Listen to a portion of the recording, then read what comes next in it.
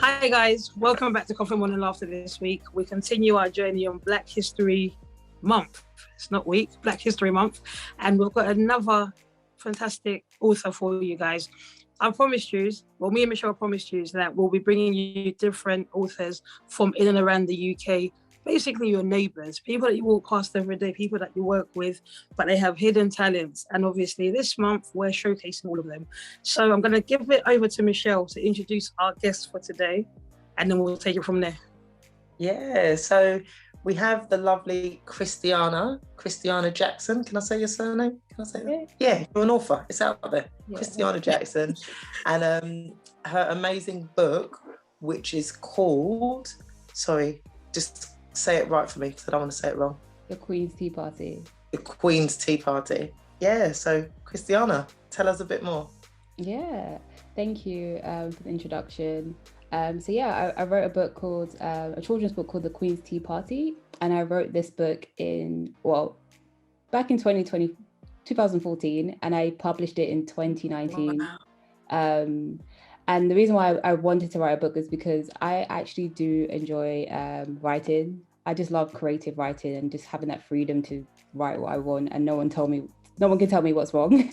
But the reason why I wrote this book and the story behind the book is because it basically kind of stems my story about, being confident and how to kind of deal with negative situations as a child. And the story is all about a young girl who basically the school's celebrating the Queen's Jubilee. Oh, I'm gonna stop you there, Chris. I'm gonna stop you there because we've got a lot to unpick about this book. Okay. I know we've got a short time on this podcast, but what I really want because obviously somebody who writes, they normally write stories that have inspired them or they've been inspired by. But before we get there, I want to know who Christiana is. Okay. What does Christiana do? Where's Christiana from? Yeah. You're searching because you're single, you're not available. Okay, not that personal. Okay. I'll give you back. Right. Okay. So hi, thank you for the introduction. I'm Christiana, and my full-time job is working as a consultant in IT and the payment space. And I do that 9 to 5. And on the weekends, I'm either at workshops writing or improving my craft, or I'm just out having good times with my friends and just enjoying life. That's just me. No, that sounds nice. So obviously your day job is very different from your passion. Can I call it a passion? Yeah. So obviously, call it a passion. So you went on to write, the book of The Queen's Tea Party. Now, Michelle, you might not know this, but you know now. I met Christiana through Deborah Debray, who did the Conversations Over Coffee with us. So it's true what they say, birds of the feathers flock together. She's also a writer. Don't worry about Michelle's version of birds of the feathers. She has other ideas of what kind of feathers and birds should be flocking together. Oh, shut up. But it's interesting that, you have a close friend who is also a writer. So does that mean you have a lot of friends around you that are writers and quite inspirational? I have a lot of friends that are creative. I have friends that are into events, writing, or just other stuff, just very creative. And it's funny you brought up Deborah, because she was one of the people that kind of pushed me to publish my book, because I was very shy. And she was like, Christiana, you need to publish a book. What's going on? How can you have this book?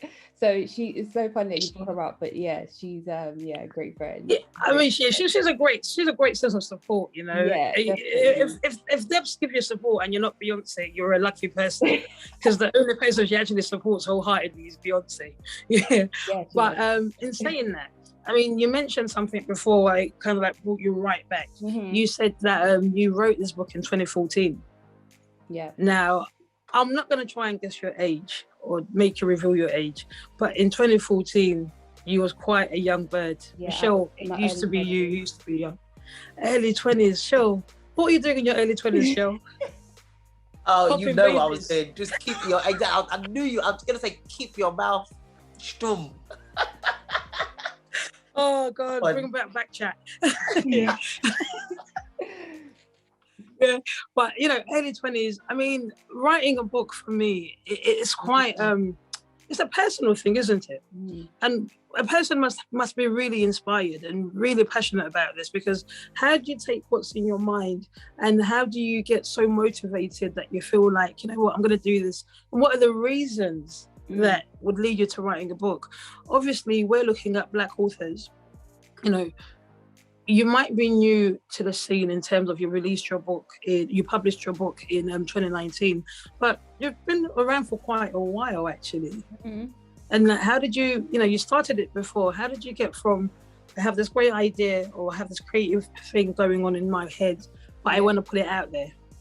Yeah, so like I said, I started in 2014. I was in uni and I was going through just a difficult time, but I knew that I just wanted to kind of share my story, and I wanted someone to hear me.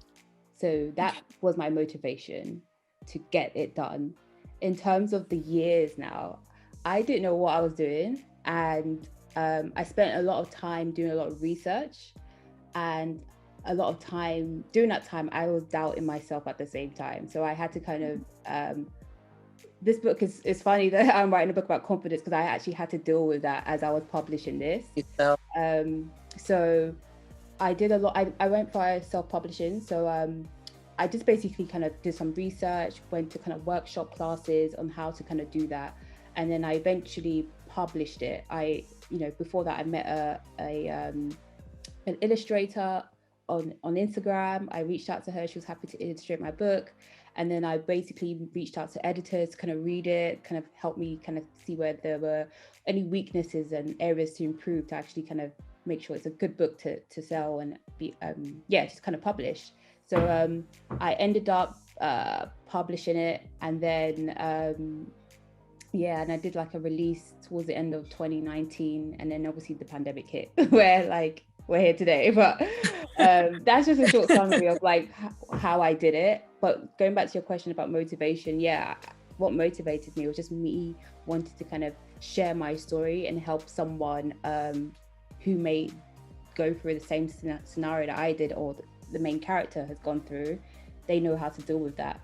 And when I read my book to like students, or because I sometimes did like a library reading in like local libraries for schools, and the most rewarding part of me reading my book is that kids can relate to it. And I'm like, this is rewarding. The audience. Yeah, just seeing the kids like, oh yeah, like that. I remember, oh, that happened to me, something like that. Just kind of relating to the story. So I'm happy I did it, and I'm hoping to kind of do more, write more and publish and get myself out there. So yeah.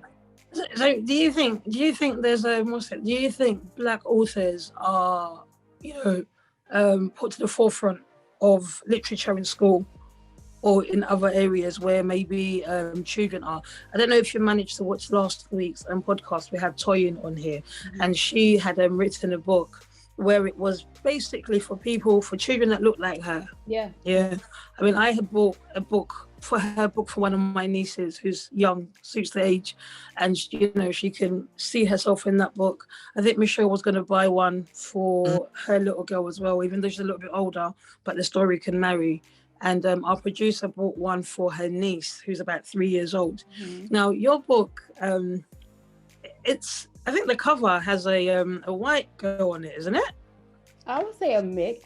I was gonna say because I've seen it, and what I really liked about your I'm new to glasses. No, go ahead. So I'm new to glasses. No, go ahead. I'm colorblind.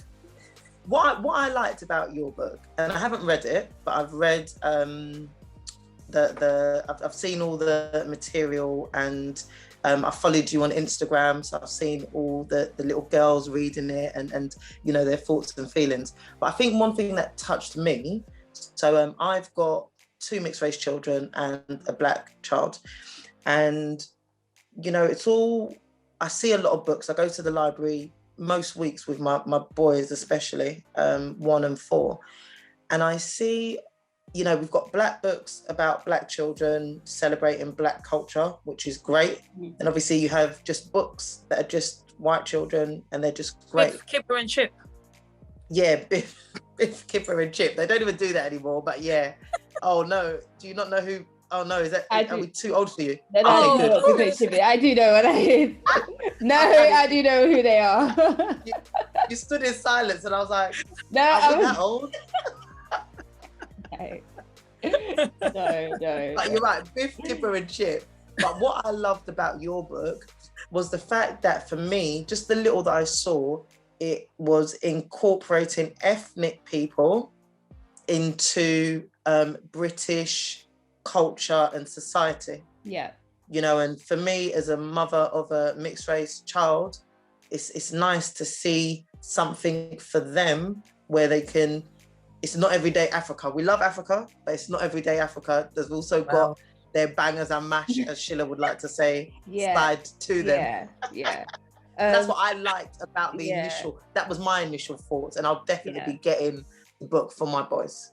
Yeah, so when I first wrote the book, I wasn't even thinking about, okay, what do I want the color of my main character to look like? I left that up to the illustrator, and she's a Black illustrator. I left that up to her, you know, I gave her the freedom. But what I really was trying to push is the message about confidence and, like you said, diverse. Anyone can deal with it. And in the book, there's the kids are all from different backgrounds. The teacher, she's Black. Like, I wanted to kind of just show, like, this is my view of, like, I'm looking at myself as the teacher helping the situation, and there's kids from all different backgrounds. Like you said, in, you know, when kids go to school nowadays, you know, we're living in a diverse society. So that was my kind of idea.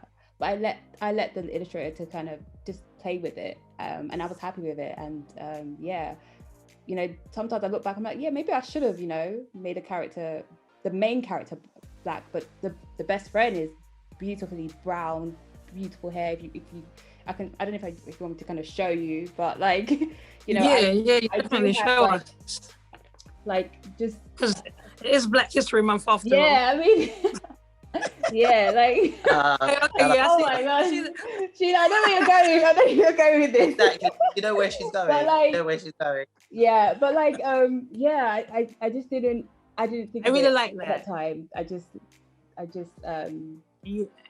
that's really diverse, actually. Just looking at that picture itself, I can see a lot of different colors. I mean, so what we normally, so Christiana, you mentioned something in terms of confidence and your view of self. You know, now if you follow this podcast, you already know we talk about mental health and the perception and good mental health well-being, basically. Yeah, and the first author we had on here, Michelle, had written a book on 7 steps of having good mental health. You know, I hope I haven't got the title wrong. Please forgive me if I have, but it will be corrected as it goes along.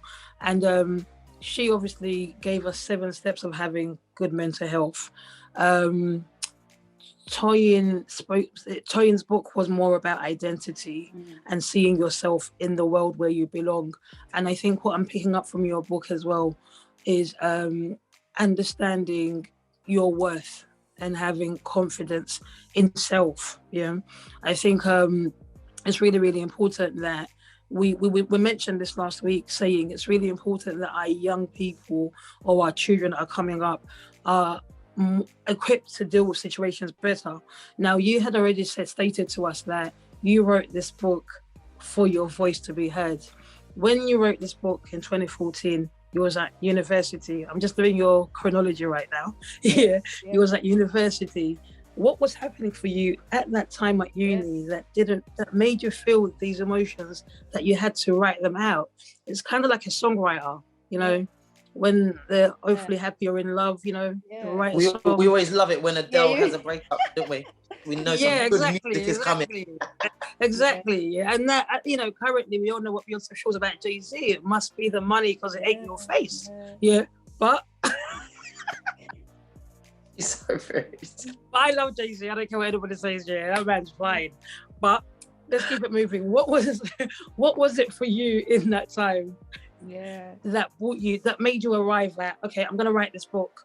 I need to be heard, and this is the way I'm gonna go. At that time, I was definitely felt like my self-esteem was very low at uni. Like, it was very low, and I was dealing with a lot mentally. Like, I didn't know how to control my thoughts, and I felt the only way to escape was writing. And it was more of a thing where I felt like I had to write to let go of, it was like therapy to me. Writing is like therapy to me, to kind of let go of pain or things that I was holding on to, and things I didn't see myself the way I should see myself, the way that I know God has created me. I wasn't seeing that. And I know like God has used this to help me get to that place where I should be, where I'm more confident in myself, I'm more self-assured of myself, and I see my worth. So that's why I started it. And I even wrote other short stories as well that I'm hoping one day I'm able to kind of publish as well, where it talks about identity, culture, and just dealing with negative scenarios. Because I felt as a child, I was very shy. And I always like held things in and never let things out.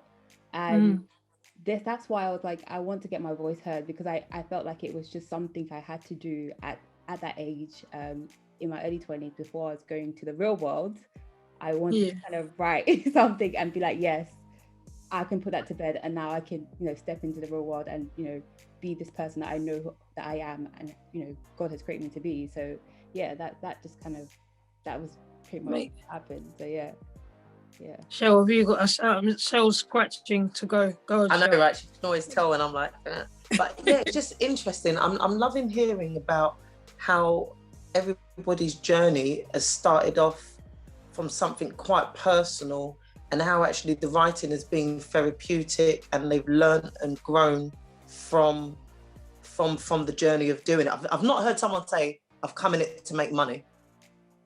Which is, everything has got a very personal touch, and it's just, it's really amazing to hear. I'm really enjoying that. I think when I look at books, because it's likely that I'll have a black child. Yeah. Well, maybe mixed race, who knows? Yeah. Can I say mixed race? Am I allowed, or is it not allowed? Yes, you can, Sheila. Yeah. Thanks, Michelle. She's the boss of them. So when I see you, I've got to ask the boss of them. Yeah, so I've got to know. But but I would always want something to represent who I am. Yeah, and in a positive light, not just in a negative light. And when I'm seeing, there are so many things that people can be, but if we can't see ourselves in the positions that are out there, seriously, if you ask a child who's the most famous, maybe it's changed now, I don't know, who's the most popular writer, it might be J.K. Rowling. Roald Dahl, from J.K. Rowling. Yeah, all those people that I grew up, I didn't read the Harry Potter. It wasn't allowed in my house. Witches. For certain reasons, yeah. If you're a believer, if you know my mum, you know why it wasn't allowed, yeah. No comment there, yeah. So I've never actually watched Harry Potter or read Harry Potter. But people tell me it's well written, it's like it takes you through a journey. But imagine growing up in a world where, like I mentioned it before, I'm really, really old school. So my books were Roald Dahl, Booth, Kipper and Chip, and all the other authors that we read on when we were young. Never did I really read of a black author until I bumped into Maya Angelou. And that's the honest truth. Yeah. And it would have been how old? In your teens? 20s? I remember my English teacher, actually, Mr. McKellar, he passed away a couple of years ago. He introduced me to Maya Angelou. And I was like, you'll love these books. Because I enjoyed English and I enjoyed writing. And I got lost in those books. And I can still pick up a Maya Angelou book now and actually read it and see, not saying I see myself in Maya, but I'm inspired by a lot of the things that she's done or she did in her lifetime. And when that changed my way of thinking, reading those books. So I'm looking at the generations that are coming up, like, Michelle's kids and possibly your kids and my kids and everybody else around. If we've got people like you in this space that are able to, address topics that affect our society, that affect our kids. And I think the writers of back then wrote differently to what is being written now, because what our kids are battling now is more around, like you said, that identity, crisis, or the knowing of self, or not falling into society's social media, all the traps and the negatives that social media bring. The connotations that have. I mean, it's a good way to talk about it. You had made mention that you had other books that you had written, or short stories.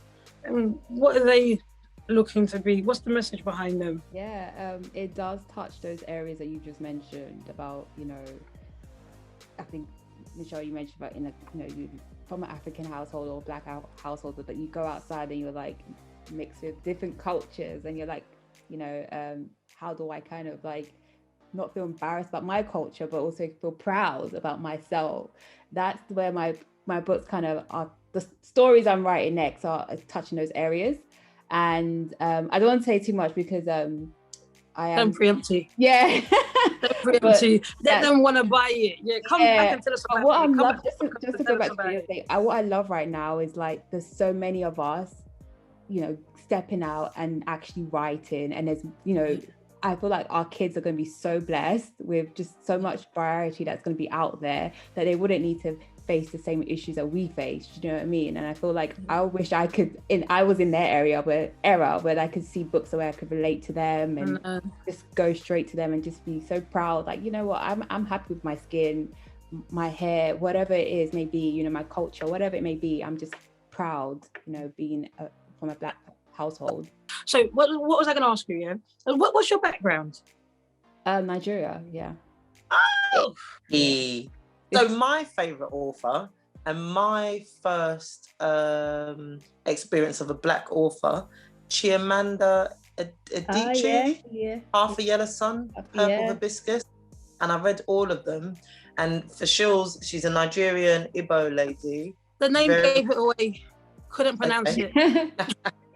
Yeah, her book's amazing. She's amazing. But her Half a Yellow Sun was based around the Biafra War in Nigeria. And I just learned so much. And again, like you, Shield, it wasn't really until, I think I must have been in my late teens that I found her books and I discovered her books and I started reading about her.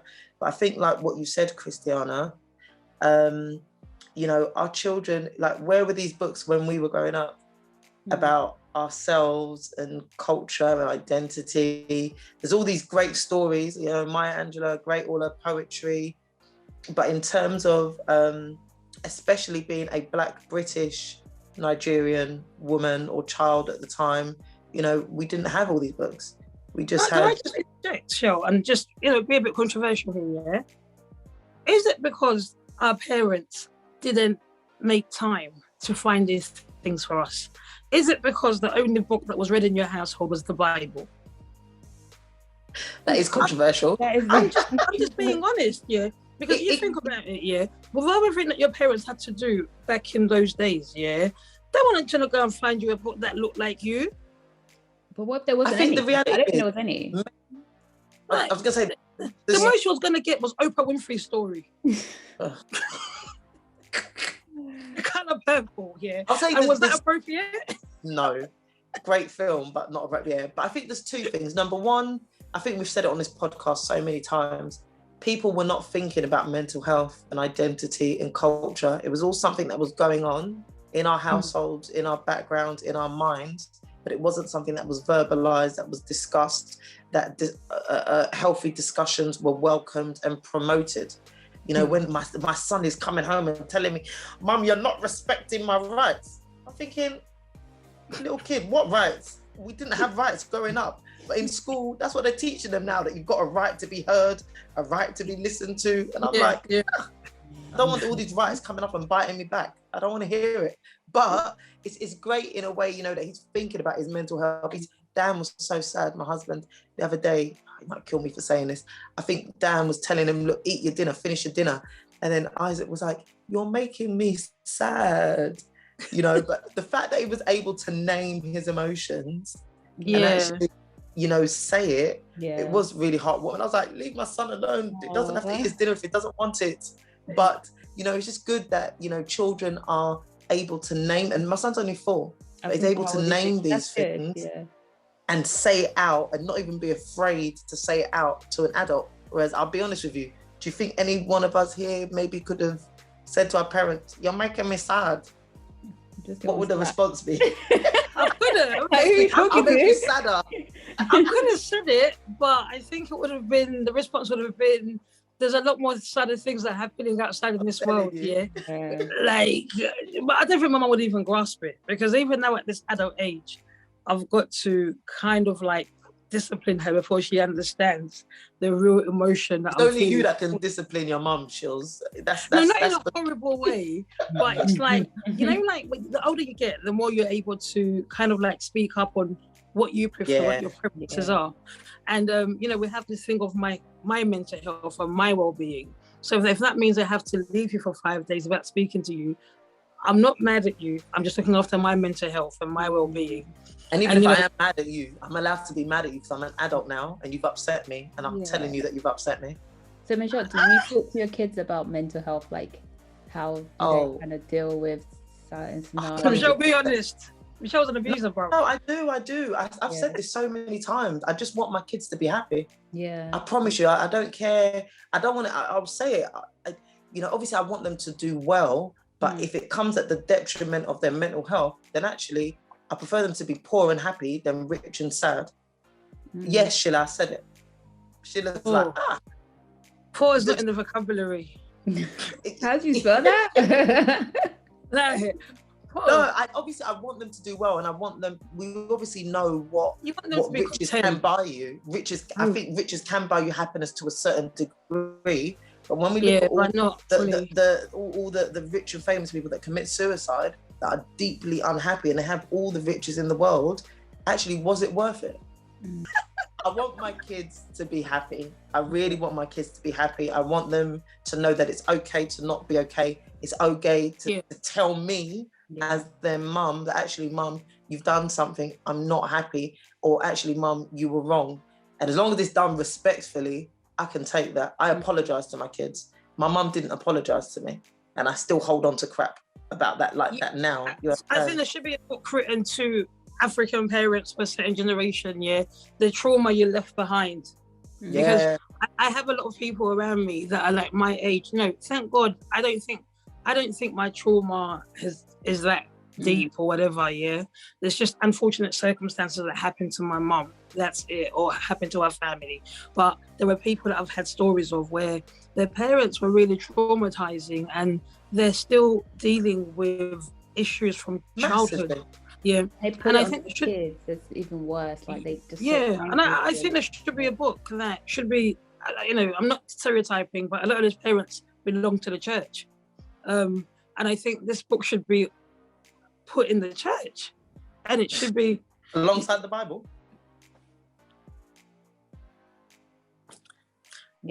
So what I was actually saying, I know people might not like what I just said in terms of, you know, a book should be written for, you know, African parents or parents from back home to address the trauma.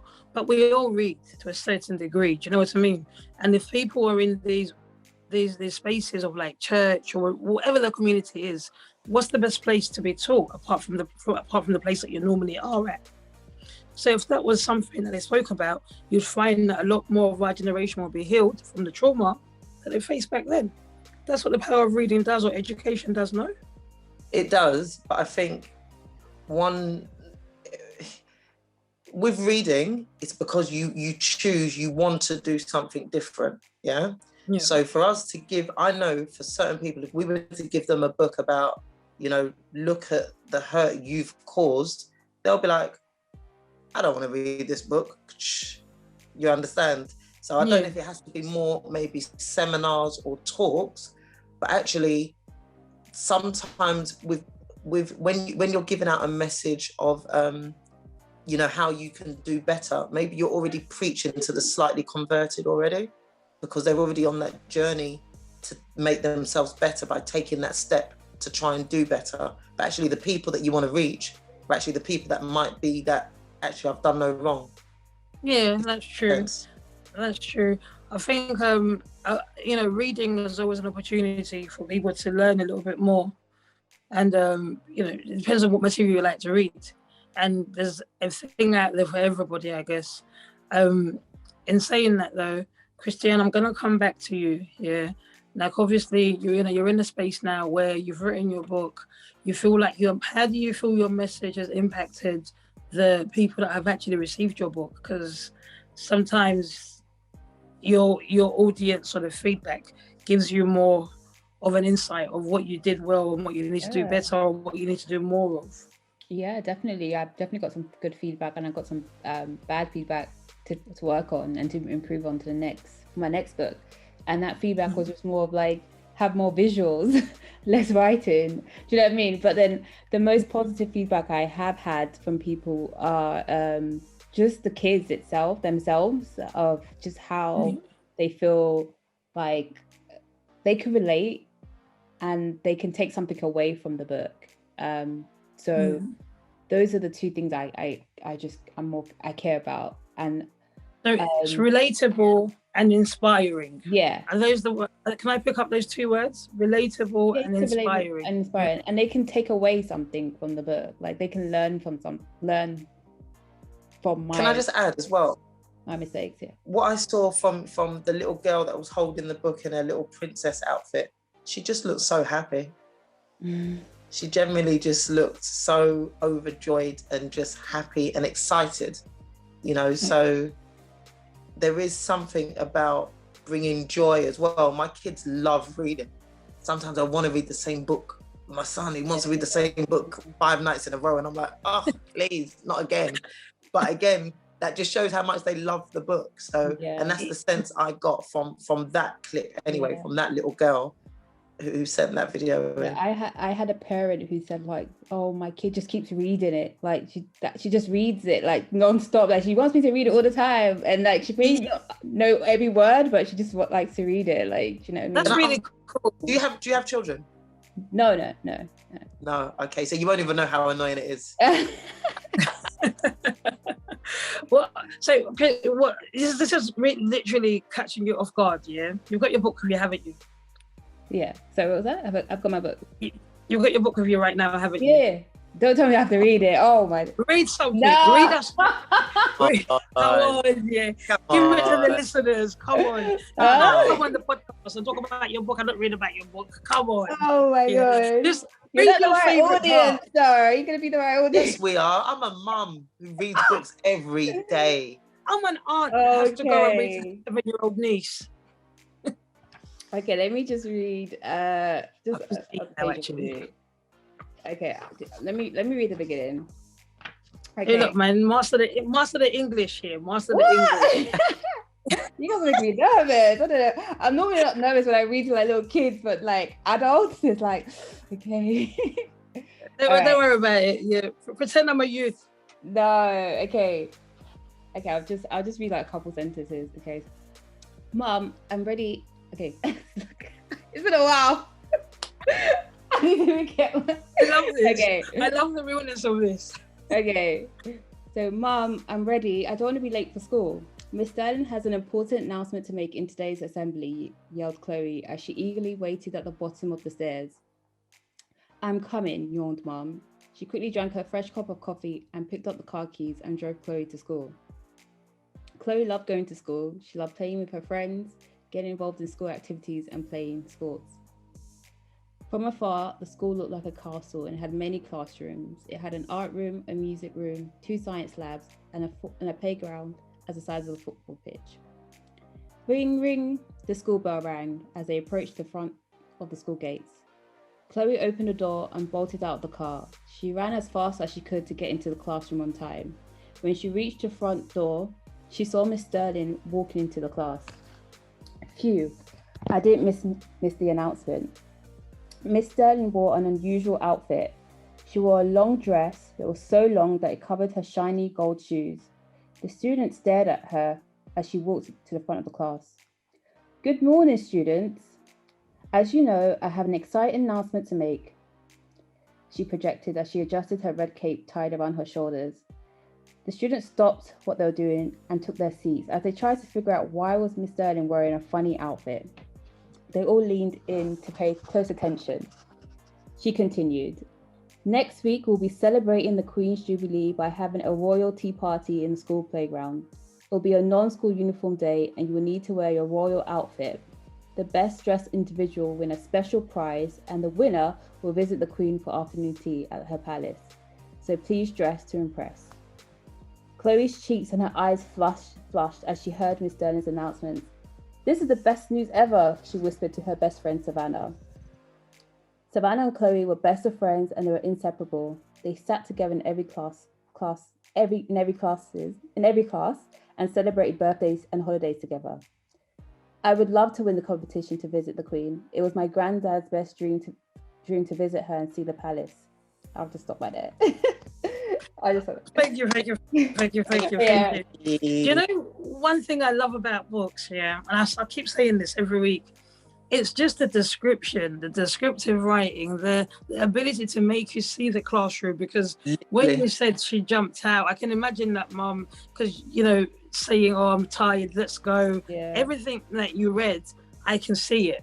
I saw the teacher straightening her cape with her long skirt nearly touching her shoes.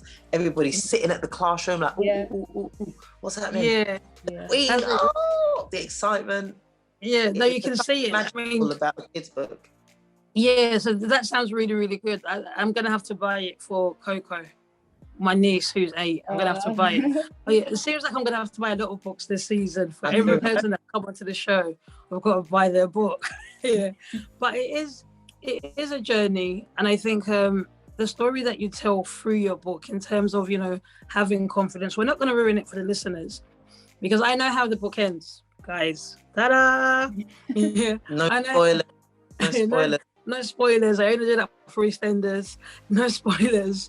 And I know how the book ends. So if you kind of like want to know how the book ends, definitely go out and buy it. Chris, can you tell us what platforms it's available to be purchased from? Yeah, so you can purchase it on Amazon, Waterstones online, Barnes and Noble, and yeah, those are the 3 main.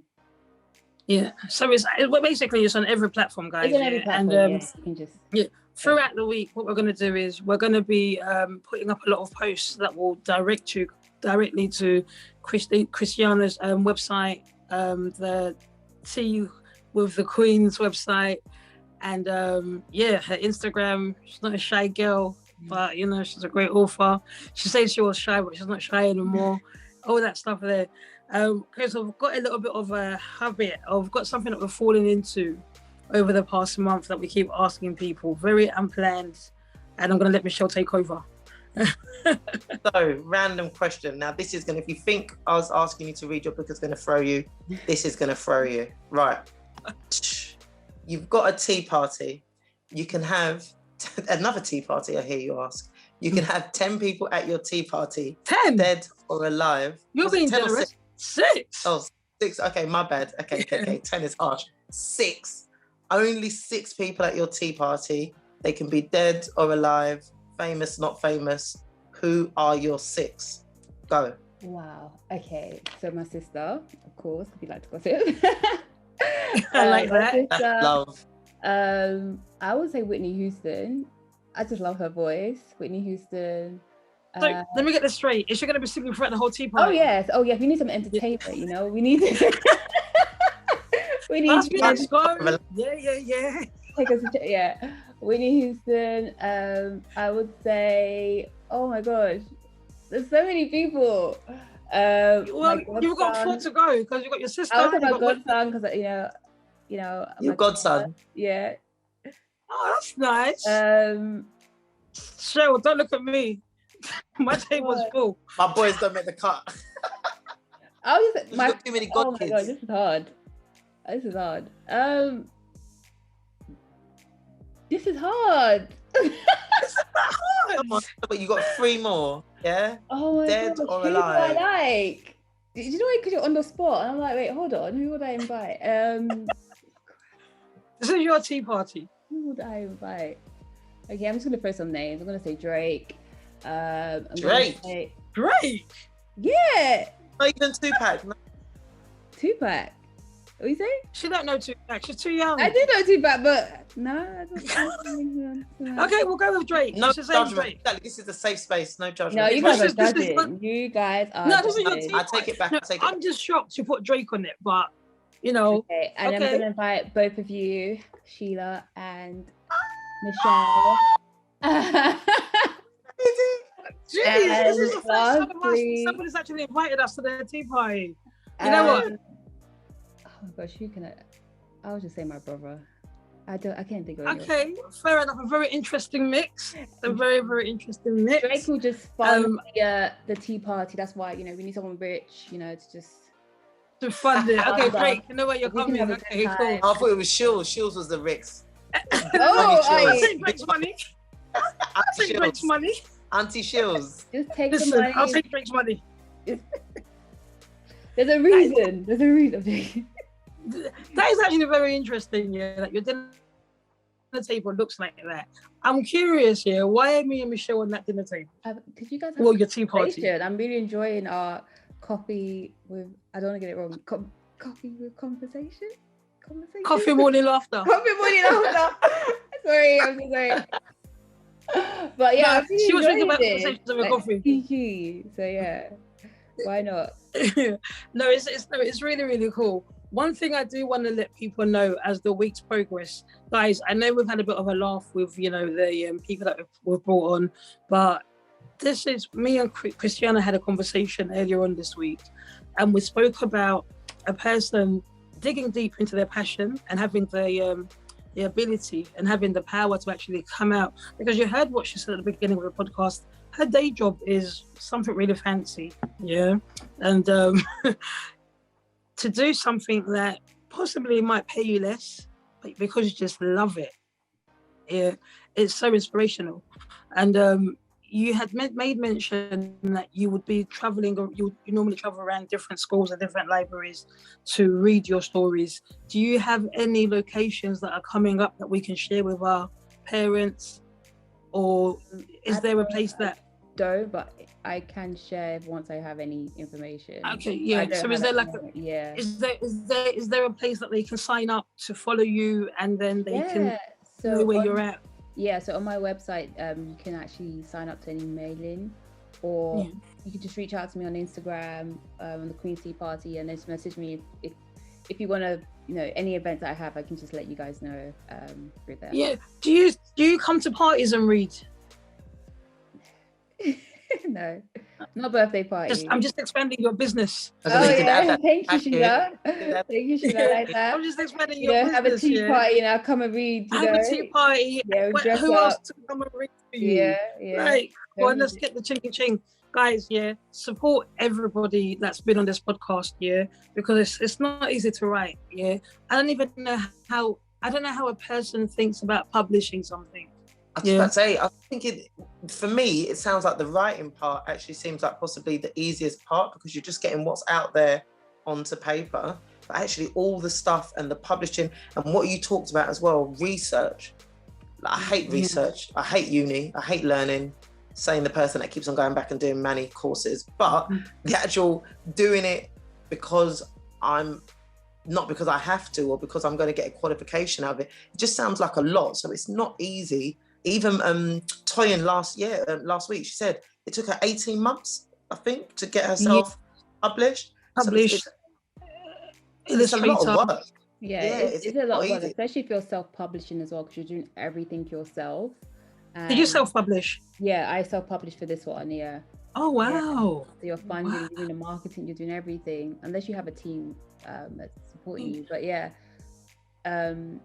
just going back to what you said, it does take a lot of work to kind of do it, and it's no joke. But what keeps you going is just you want to share your story, and that's what motivated me. No, this isn't really I don't want to say her name because she's passed on. This isn't really, I was going to say Jade Goody, my story. This isn't that is written by somebody else. Do you know what I mean? Because a lot of these celebrities have their stories written by somebody else. Then all they do is sign it at the book signing. Do you know what I mean? Yeah. So this is something where you've actually got to go in deep and really find yourself. I mean, I'm hoping that, you know, you inspire somebody on this week's podcast, and, you know, people want to follow you up and hit you up on your Instagram. And, you know, thank you so much. One question. Oh, sorry. How proud of yourself are you that you've done this? I'm very proud of myself that I actually did it. Yeah, it wasn't easy. It was not a smooth journey, but I look back and I'm like, okay, now I know how to improve, what to do next, what not to do next. So I'm very proud, very, very proud. I have to keep reminding myself because it's like not everyone can do it. So yeah. We're proud of you, girl. If only we could proud of you. But we'll move. Thank you. And what's it? Are we going to see you again on the podcast when your new book comes out? Yes. Getting first digs on this one, guys. Yeah. many more books. Yeah, I can't wait to hear what else you're going to be, you know, sharing with us and bringing our way, because I think to be inspiring is more rewarding than actually receiving anything. And you've actually left a mark behind by this book, and it will be remembered forever, and you'll forever be inspiring people. So there's nothing but to be proud of yourself. And, you know, thank you for coming out of your shy zone and joining the podcast this week and talking about your journey and sharing that. No, hopefully we can catch you. Thank you guys for having me. I really appreciate it. Yeah. I didn't ask you, who's your favorite author? Me? Me? If I just say so myself. I just me. No, growing up, I was so obsessed with Jacqueline Wilson. I used to have, do you remember? I used to be so obsessed with her like girly series and Tracy Beaker. Yeah, my niece Taylor reads some of them books. Yeah. I never got into them, but Livy loves them. Yeah, I was obsessed as a kid, but. And that was adult. What's your favorite book to read? I like to read just self-help books. It's quite random. I just like to read like a lot of self-help books. Like I'm reading, other than Michelle Obama biography, I'm reading that now. But I'm also reading a book by George Chapman called The Five Love Language. I just like to read stuff like that, or just weird random books. So, I discussed that book with our producer. Actually, she's told me about that book probably the beginning of this year. Okay. The Five Love Languages, yeah? Yeah. Priscilla told me about it. Yeah. Have you figured out what your love language is? Yes. What's your love language? I love gifts, quality time, and I think those are the two main things: gifts and quality time. Gifts and quality time. Michelle, what was yours? Oh, I like touch. I like to be hugged and handheld. Yeah, I like physical affection, not necessarily where you're going shills, but I just like to... No, not going nowhere. This is a PG show. Just making sure. Yeah, I definitely like physical affection. Yeah. No, you're married. You're not living in sin anymore. Sheila, what's yours? You're not living in sin anymore, Michelle. You could... Me, quality time. Definitely quality time. And throw in some gifts. Where you can. The expensive ones, obviously. Definitely quality time. Like, quality time over anything. If nobody gives me time, like, because I think my time is more precious to me. So if I give you my time, that means I'm doing a lot for you. It's easy for me to buy people things. That's not the hardest thing. But giving you time, you know I gotcha. Guys, let's cut here and let's try and get together before the season is out and have a coffee together. Because I think, Michelle, you'd really like to meet Christiana in real life, and Chris, you like to meet your countrywoman in a real life. Yeah, it'll be really good to meet up. Okay, so guys, there you've had it. You've had Christiana here, and she's really been fun having here. I think she started off a little bit shy, but then she definitely got into the coffee morning laughter spirit. Chris, you're gonna come back? Yes. Look at me getting comfortable and calling her Chris, like she's Christiana. I know, right? Chill to you. Christiana. Well, no, seriously, thank you so much. Like I said, I'm learning so much about Black authors, and it's always been on my mind about Black British authors. You know, for so long, I think our children I think the market was very oversaturated with Black American authors telling their story. Yeah. And in the nicest way, we're similar, but we're different. So I love to see that there are people in England, in London, that are able to tell our stories for, you know, children like mine, basically. So I'm here for it. I'm proud of you. Thank you. Well done. And yeah, we can't wait for more.